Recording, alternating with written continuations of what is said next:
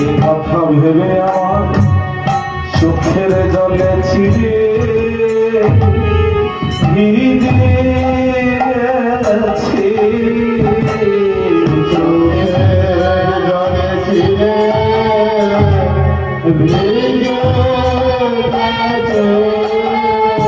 এই শুকনো চিরে দেব কেমনে, তাই চোখের জলে চিরে ভিজে গেছে। শুকনো চিরে দেব কেমনে, তাই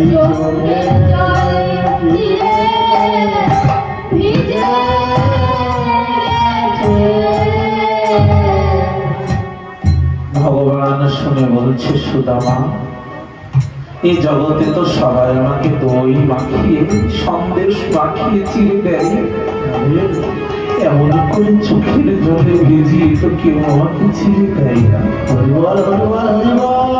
আচ্ছা বলুন তো, এই চিড়ে কি দোকানে পাওয়া যাবে, বাজারে পাওয়া যাবে?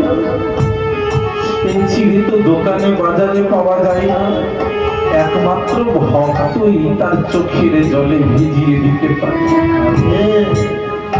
তাই